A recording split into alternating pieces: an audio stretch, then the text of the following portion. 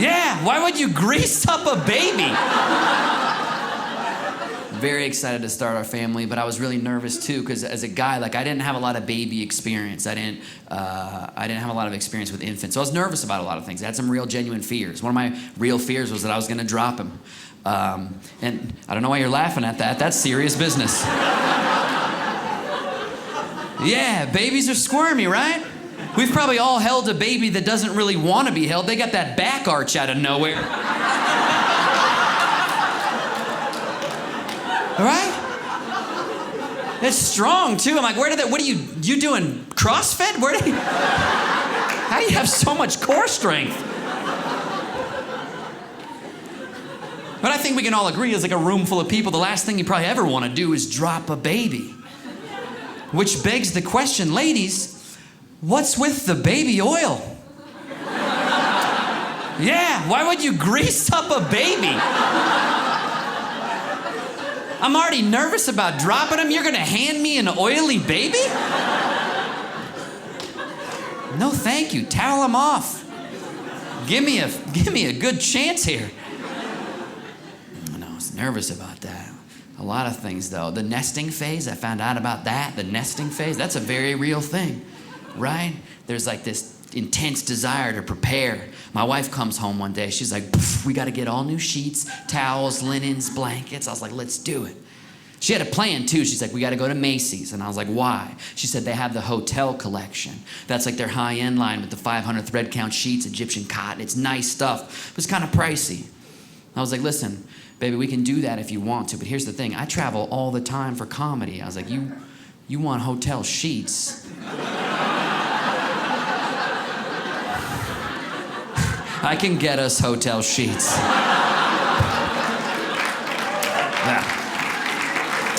Yeah. I was like, it might be a little mixy-matchy, but we can make it happen. Right?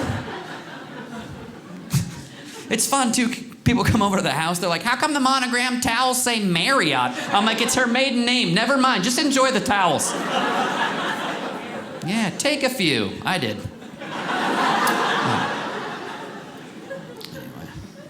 Crazy. I love having kids, so it takes you back. You know, I'm playing blocks, I'm playing trains. I was reading an ABC book the other day with my kid, and I can't stress this enough. Just an ABC book. I know there's a lot of books out there with fun pictures and themes and creativity. This was like just ABC. I got to the end of the book, and they had listed an author. Yeah, no, that struck me as odd as well. Like I said, I know there's a lot of like fun books out there. This was like A, B, C, and then a dude was like, I wrote that.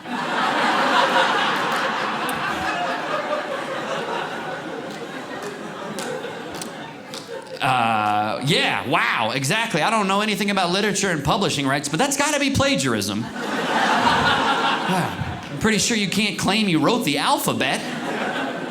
The audacity of this guy. He's walking around telling people he's an author. You didn't author anything, you picked a font. This guy. What do you do for a living, Doug? Oh, I'm an author. Oh, really? What do you do? You write children's books? Yeah. Would I be familiar with your work? Yeah, possibly. The alphabet. Have you read it or just maybe sung the song? I don't know. I think the book's better.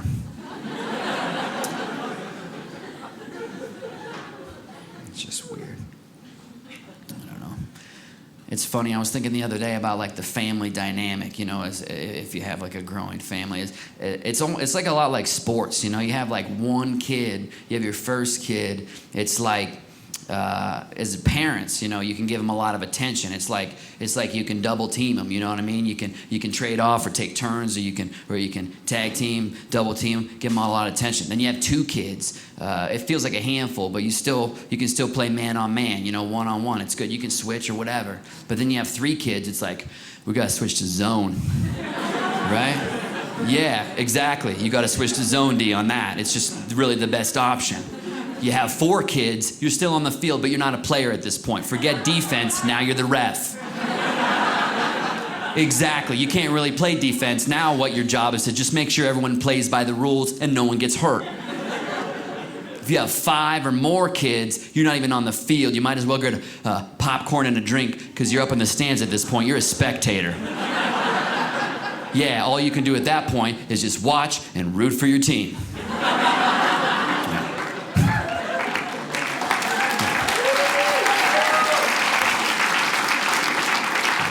Wow, you sound fantastic. You all have great energy. I'm excited to be here. I had a couple of Red Bulls before the show.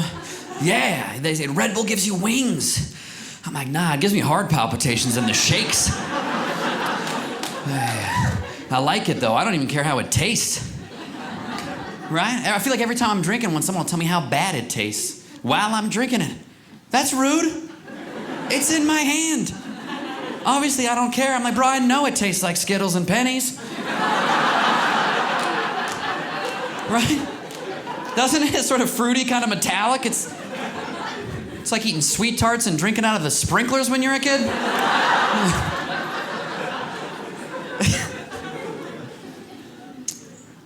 Sometimes I have those 5-hour energy shots. You ever have those? Yeah, those are fantastic, like one at a time. Yeah, 2's a real bad idea. Yeah, I'll tell you why the math doesn't add up the way you think it might. Yeah, I took 2 one time like an idiot. I was like, oh, 5-hour energy plus 5-hour energy. I should be looking at about 10 hours of energy. That is not how that works out at all. Yeah, just so you know, you don't get 10 hours of energy. What you get is like a 45-minute panic attack. Yeah, it's terrifying. I like to get pumped up for shows. A lot of times I listen to music too before a show. I flew into Salt Lake. I'm driving down the interstate down to Provo here. I was like, this weekend's gonna be awesome. I'm getting pumped. I'm listening to some music, right? Like my pump up jams is like, like that. Gonna judge me right off of that there? All right. Yeah. No, I felt that. I don't care. You can't faze me. I know that's ridiculous music, but I love it. I do. It's my pump-up music. I don't know what you listen to, but I'm coming down the interstate. I got the radio pumped. I'm like, yeah, it's gonna be awesome. Yeah. I'm rocking out to this song for like 3 or 4 minutes till I realized it wasn't even like a club jam. I had just drifted a bit over to that rumble strip. Like, oh, we're good. Sorry about that. Yeah. Oh. Yeah, I thought the rental car had awesome bass. It was the tires. Yeah. I have a lazy eye. That's why I wear glasses. I'll mention that right off the top. Yeah, sometimes people think it's like a joke, like I'm making it up for the act. I had a lady come up to me after a show one time, and she's like, do you really have a lazy eye? Can you make your eyes turn in? I was like, I don't know if you heard me. It's lazy. I can't make it do anything. It gets me in trouble sometimes. I did a show one time. Afterwards, this guy walks across the whole bar, gets up in my face, real aggressive. He's like, you looking at me, bro? I was like, no. I mean, maybe. I could have been. I'm really not sure.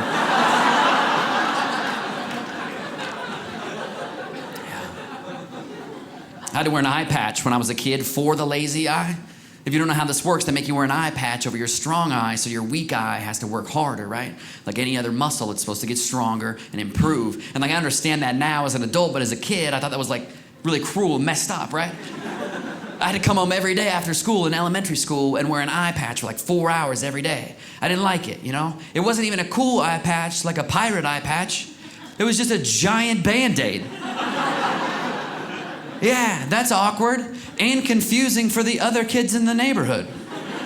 I'm running around, I got this bandage on my face, they're all concerned. What's wrong with your eye? I'm like, nothing, that's the one that works.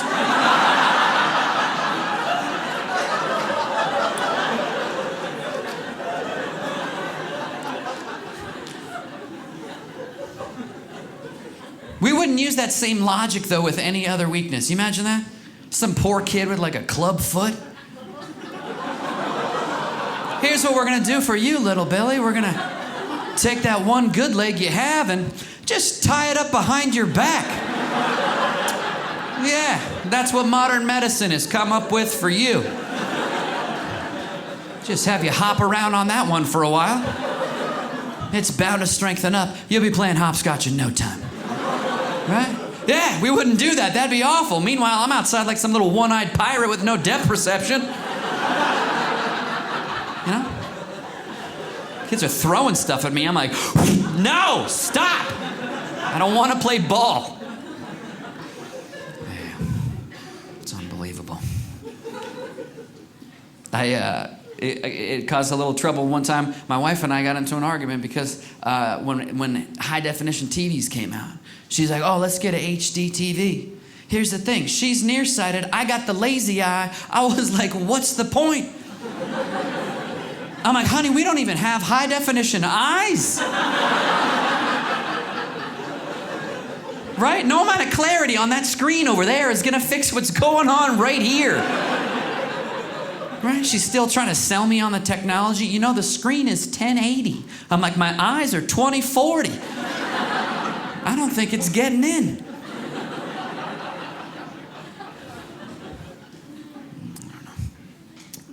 I was not a tough kid growing up, had the glasses. I was a bit of a late bloomer. I went out for the wrestling team in high school. Thought that would help toughen me up. Yeah, wrestling's a very tough sport. Although, as it turns out, by far, least toughest uniform. Yeah, I don't know if you're familiar with it. The uniform is called a singlet. Or as my mom used to refer to it, your onesie. Oh, thanks a lot, Ma. Yeah, as if I don't have enough self-esteem issues already. As a 100-pound high school freshman with the lazy eye, you're going to refer to my uniform as a onesie. That's awesome. Hey, maybe we could sew some footies on the bottom.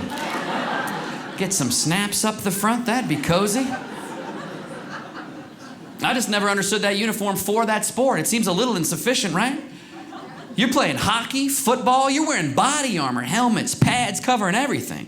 I'm in a full contact sport. The only thing they're gonna give me equipment-wise to protect my most vulnerable area is a thin layer of spandex. But then the coach is like, hey, let's go ahead and make sure those ears are well protected.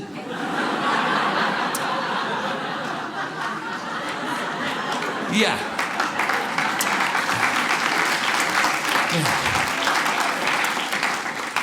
Yeah, that's priority number one, right, fellas? Yeah, heaven forbid you take a knee in the ear.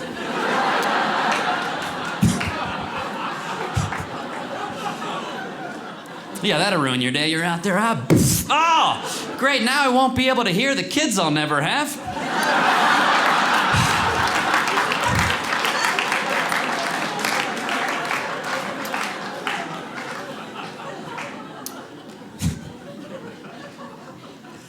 I am married. My wife and I do have kids, which is awesome. We have a 4-year-old and a 2-year-old. So thank you. So if I do seem a little tired or a little sluggish, it's because I've been up since 2013. Yeah.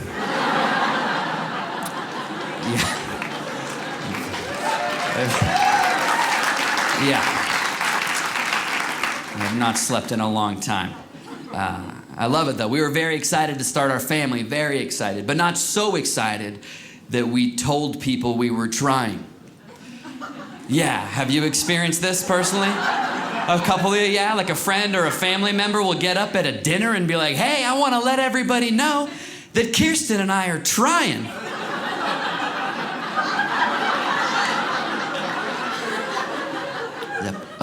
Pardon? Why don't you try and keep that to yourself? Yeah, we got Nana and the kids here and everybody. That's awkward. Why would you share that? Yeah, we didn't announce that we were trying. Actually, I'd have my wife explain to me how trying worked. I didn't know how trying worked. I'm not an idiot. I know how babies get made. I just didn't know how trying worked. I'm like, what is this, best of 7, 2 out of 3? What are we talking here?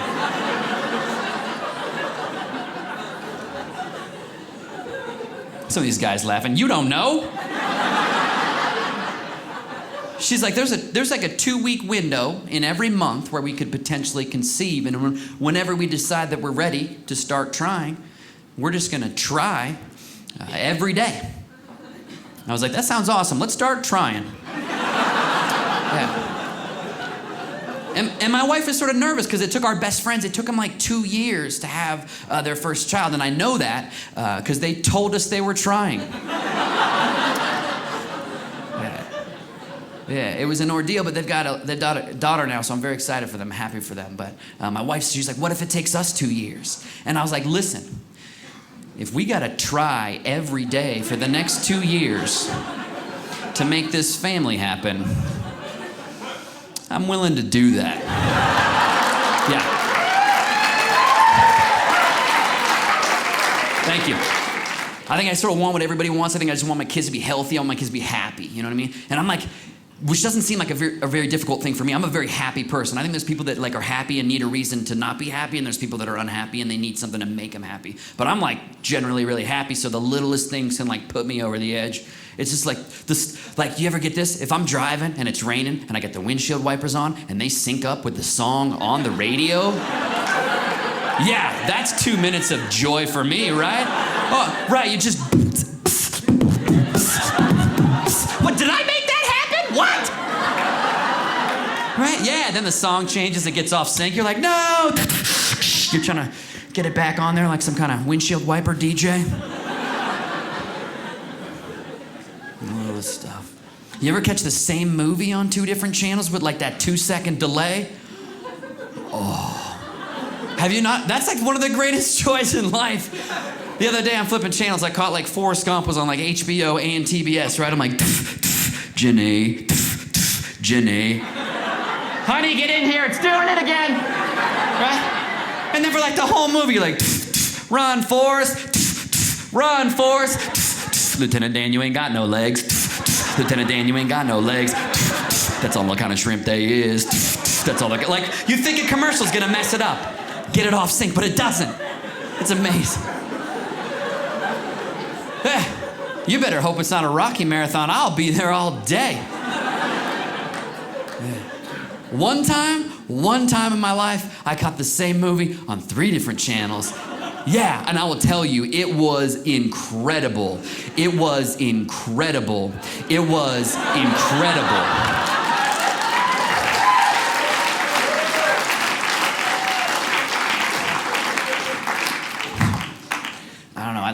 I think I'm pretty happy. I like have this vision for like world peace. I think world peace, that's sort of a lofty goal. Like I would love world peace, but maybe we could start with little things. Like maybe we could start with just everybody taking like 2 steps away from baggage claim until you see your bag. Yeah. Can we do that? Oh, I feel like that would just scooch us 1 step closer to like perfection.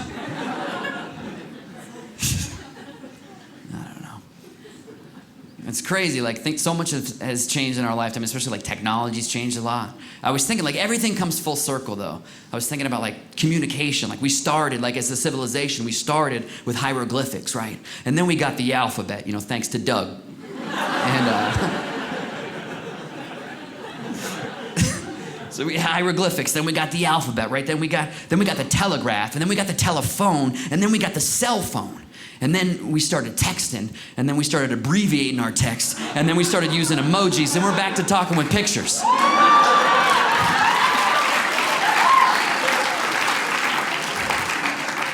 Yeah. It's crazy. I feel like technology has developed faster than etiquette can keep up with.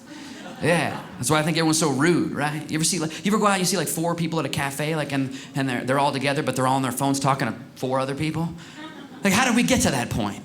I feel like just like too much too fast. Like the regular telephone, it took like 100 years to develop as a piece of technology that like everybody had, everybody knew, and everybody used. And because it took that time, there was like an etiquette that kind of got established. Like this is what changed everything. You used to call a place, and now you call a person. Seems like totally simple, but it changed everything. You used to call a place, now you call a person. Like when you called a place, they didn't know who was calling, you didn't know who was calling, so there was like a little bing. This is how I was taught to answer the phone. Boeh residence, Tyler speaking. Is your mom there? May I ask who's calling? This is John. Just a second, John. Let me get her for you. Mom!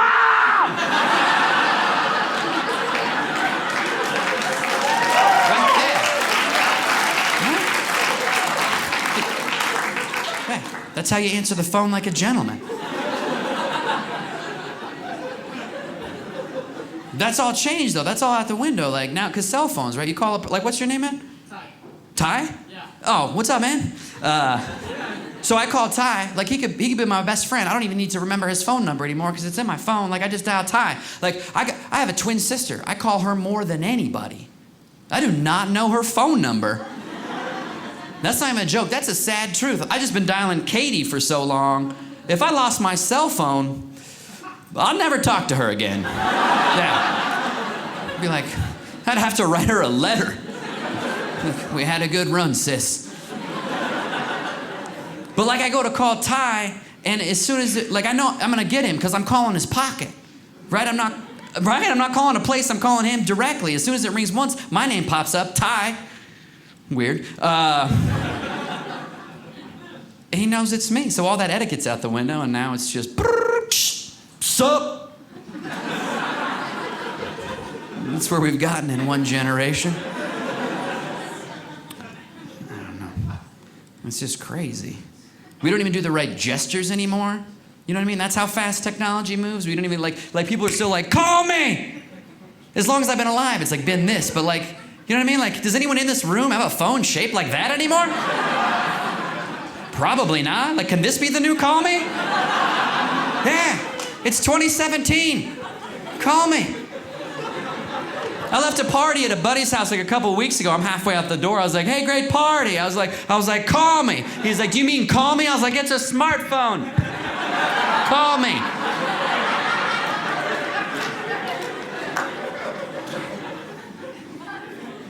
You got the one friend with like the crummy cell phone plan. They're like, great party. Call me. Yeah, it's a flipper.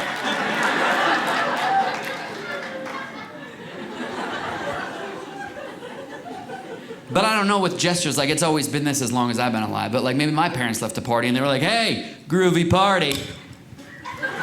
Call me. You know?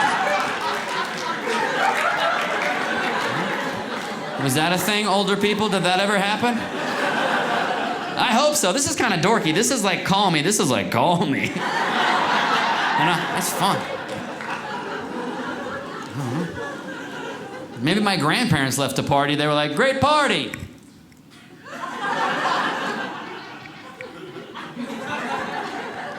Maybe their parents left a party and were like, call me.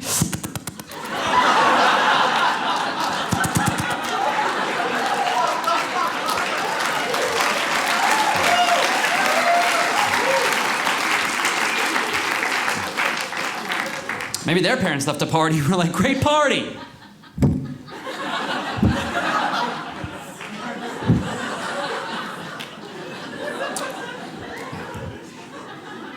And that's all the examples I thought of for that joke.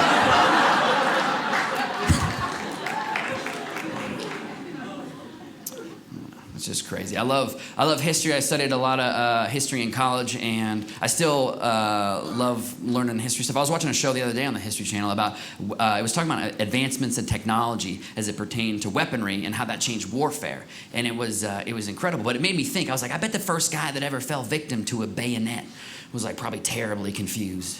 I mean, right? I don't know exactly how the scenario played out. I just picture some guy coming back over the battle line. He's wounded, he's bleeding, he's like, medic! Guy comes running over. What happened? Now that guy just stabbed me with a gun. He's like, you mean shot? No, stabbed. Well, with a sword. No, it's a gun. Right? Everybody's confused. No one knows what's going on. This guy's like, can I get some help over here? That's crazy, right? That guy brought a gun to a gunfight and got stabbed.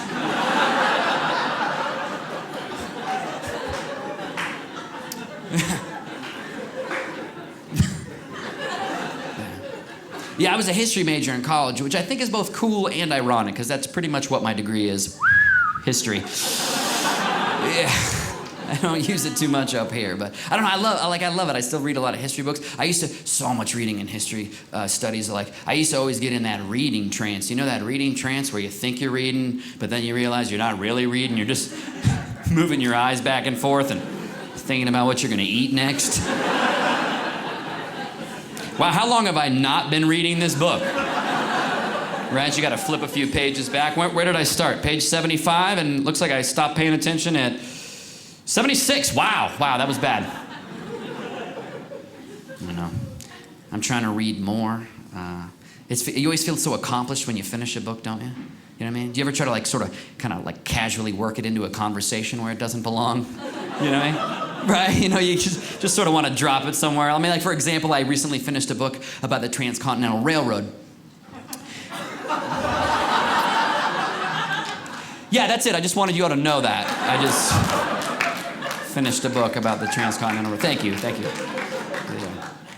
I don't know.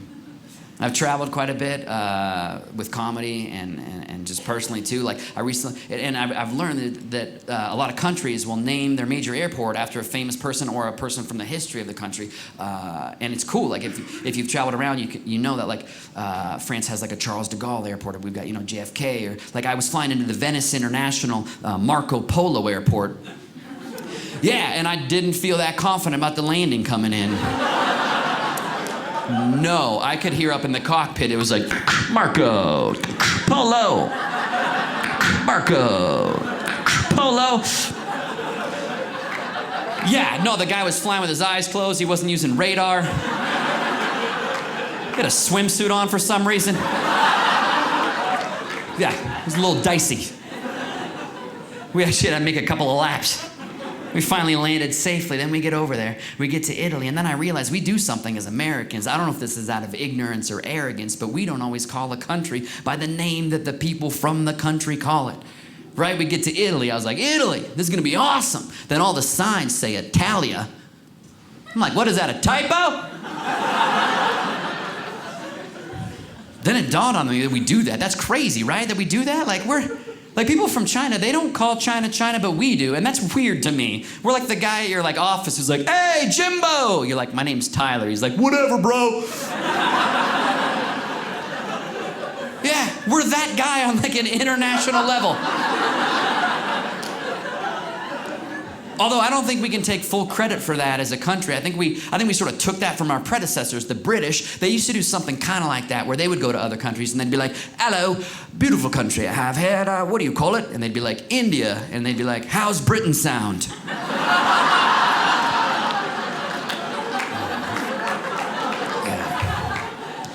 Yeah, that's awful. We gotta stop doing that. I had a great time in college. Like I said, I was a history major, but I was also in an a cappella group.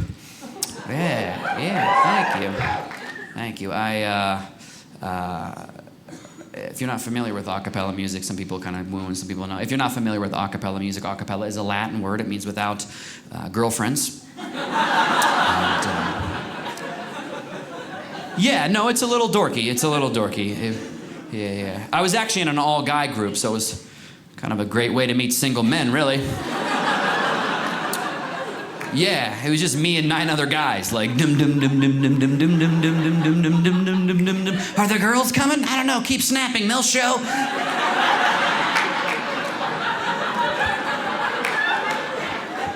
And maybe we should all wear the same shirt.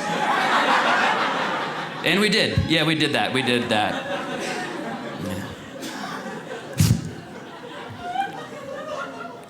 I'm not even that great of a singer. I was actually the vocal percussionist in the group. That was my role. That was my job. So I learned to love all kinds of different music in that group. But I always pay attention to the rhythm. That's what I always sort of key in on first. Like some people pay attention to melody or lyrics, and for me, it's always rhythm first. That's why I love that music with real heavy rhythm. It's just my jams, it gets me pumped up. Yeah, absolutely, I love it. There's so much about that music that I love. People give me a hard time. They're like, how do you listen to it? It's so repetitive. Every song sounds like every other song. I'm like, I know, that's kind of why I like it. I only need one dance move for every song. Right? We're talking about an entire genre of music. One move, you're pretty much set. You got to a club or a party, just next song, next song, next song. Right? You can't do that with every different kind of music. I love rap music and hip hop, but every rap song is trying to have its own dance move to go with each song. It is so hard to keep up. They want to teach you how to Dougie. You got a Superman, you got a stanky leg. They want you to whip and nay and dab and juju on the beat. It's slow down. Yeah. There's a learning curve here, and you're going way too fast. But that means, right, it's fun, right? It's inclusive. Anybody can dance to it. Anybody, right? Nana, you got one good hip. Still in the game. Still in the game. Get out there. Have fun. You got no reason not to dance. No excuse. I don't have good rhythm. Really? You don't even need good rhythm. There's literally so much rhythm in that music. It's physically impossible to be off rhythm. Right? You miss a beat, there's another beat right behind that beat. Just get on the next one.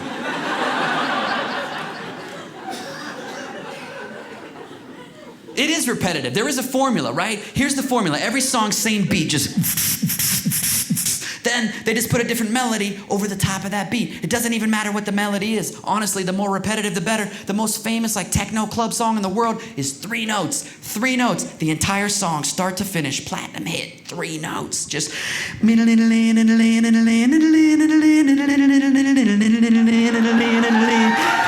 Yeah, you've heard it. I know you have. Exactly. Yeah. Then they do this thing with the vowels. If you never paid attention, you can hear all the vowel sounds in the bass line, right? It's like... Eep, eep, eep, eep, ipe, ipe, ipe, eep, eep, op, op, op, eep, and sometimes why.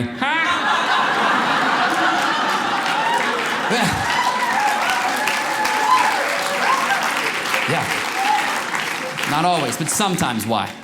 That's not even the best part. The best part's the breakdown. Like 3/4 of the way through the song, they will drop out the beat. They go adjust the melody for like a little bit, build up some suspense. Then they bring the beat back real slow, sequentially. They build it up, and then it all comes back together in this moment they call the drop. And when that drop hits, people lose their minds. Yeah, I love it. Do you love it? I feel like it's the greatest moment in music. Yeah, I think it's the single greatest moment in music. I feel like I put it head-to-head with anything, like a cymbal crash at the end of a Beethoven symphony. It's got drama, right, and suspense there, but they don't end a lot of songs these days with a cymbal crash. Did you notice that? Sort of a dying art, you know what I mean? Like it's, you know, you're not on the radio like, Despacito. I don't know why. It's fun, they should anyway, it's just, right? But even that moment, like that moment, that slow build, and then like I feel like right when that drop hits, I feel like everything's perfect just for a second, right? Just for a moment, right? It's like, right? That first beat gets everyone's attention. It's like,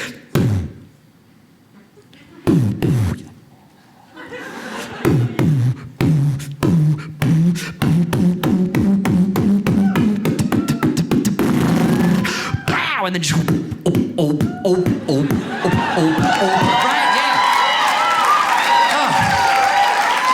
Awesome. I just feel like life's about moments, and just for like that moment, that one moment, for a second, everything's perfect, right? Just boom! It's just like sunshine and rainbows. You know what I mean? Just right, just boom, puppies, right? Right, just boom. Everyone steps back from baggage claim. Just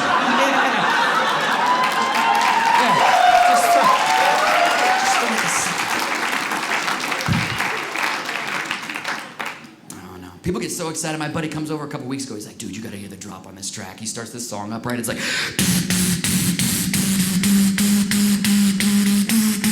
he's like, wait for it. Which, yeah, they always tell you to wait for it. He's all excited, right? This is the same guy, by the way, who will watch a movie with you, but he's already seen the movie. And then, yeah, he's so excited for you to see it through the entire movie. He's doing this. Oh, watch this next part. Yeah, no, I was kind of planning on watching all of the parts. But just for you on this next section. Yeah, I will watch so hard for you.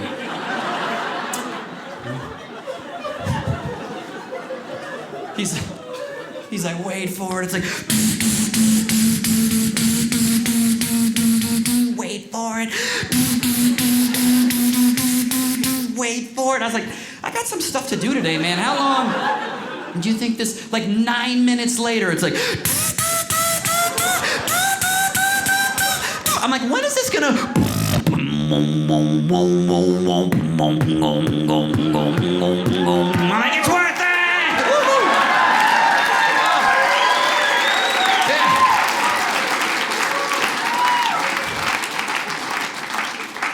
Totally worth it. I'm so glad I waited. Absolutely worth it. I don't know. I like that old school techno though, like the like house music, like dubstep and EDM. Do y'all listen to that? A couple people, yeah. It's a little intense though, right? It's a little more aggressive, a little more grimy. It's like, it's not like robots and aliens like fighting or something. It's like, and you're like, ah, what? You know what I mean? I don't know how to dance to that. Sounds like a guy trying to start a motorcycle. You're like, bro, it's flooded. Give it a second. Let it sit. So I know some of you listen, some of you are looking at me like, this is what dubstep, this is to me, it's like...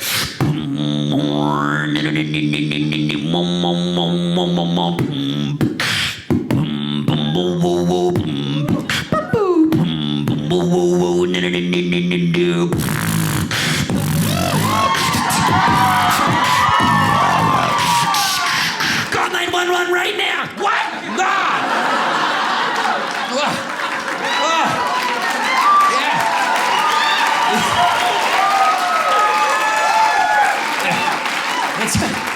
Yeah, that's a real song. That's terrifying. First time I heard that, I was like, someone's in trouble! No, that's weird. I heard it. That's what's weird to me about that music is they'll sample anything, like anything vaguely electronic, they'll like throw in there. I heard a dubstep song a couple weeks ago. It was like...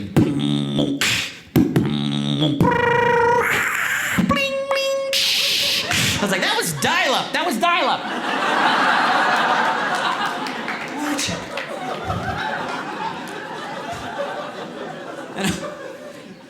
There's like a weird split here. I know some of the older people are like, what is dubstep? Right? And some of the younger people are like, what is dial-up?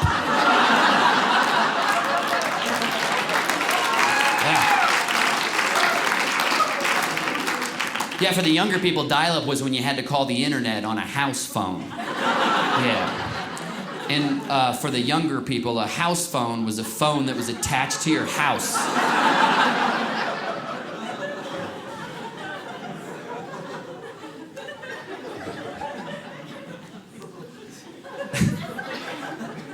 I don't know, I love all kinds of different music. I listened to a lot of country too when I was doing that college tour. I was out in the Midwest and I listened to nothing but country for like 4 months straight. You know, and I started picking up on those patterns and those formulas, right? Like every country singer, do you notice they start every note like an octave below where they're gonna sing it, and then they slide on up and then they finish through their nose, right?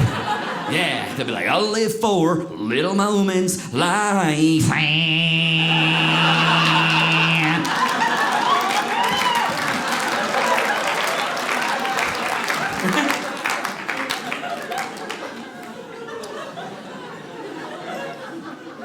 Picked up on a common country song, which I call the list song. If you listen to country, you know what I'm talking about. The list song is where they have like a real generic chorus, very general, right? It'll be like, I love this town. And you're like, what town? And they're like, any town. Yeah, it doesn't matter. You make a song like Sweet Home Alabama, people from Alabama are like, that's our song. You make a song like, I love this town. People are like, I live in a town. Right? They're ready to get on board. And then they just list a bunch of like vaguely sort of generic American stuff, like whatever they think represents USA. It'll just be like, I love this town. Just dogs in the front porch, chickens in the yard. Everybody's out there working so hard. Football game on a Friday night. Levi's jeans and a cold Bud Light. I love this town. Right? Yeah. John Deere tractors, Daisy Dukes. You're like, those aren't lyrics. You're reading out of a Sears catalog at this point. But people love it, right? The more they're like, oh, I've been to a fair. We got a dirt road. I've been to a swimming hole too. You know, it's just... I love talking to older people about music because sometimes they get real indignant about their music and how things have changed. You know, like older people will be like, "Oh, music today, it's garbage." You know, it's not like the music we listened to. We used to have real songs with real lyrics that meant stuff, songs about love. And I'm like, take it easy, Gramps. Here's every song from 1950. Bow chicka bow, ba ding a dang dong, a ram a lam a dip dip, ding dang dong dang, bing bang, bit bit it bit it bing ding, and then some dude just yeah.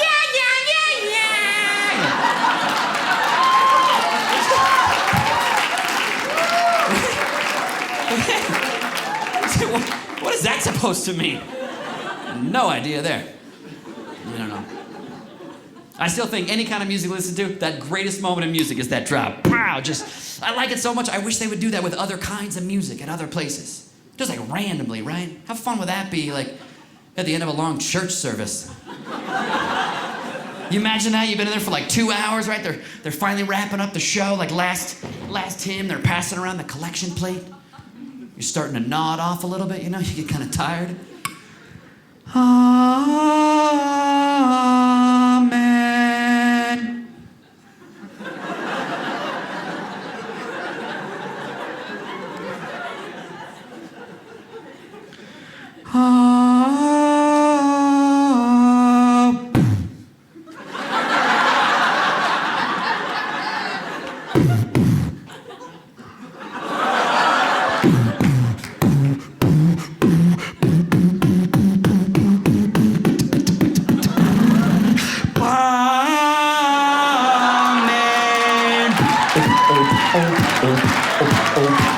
Amen.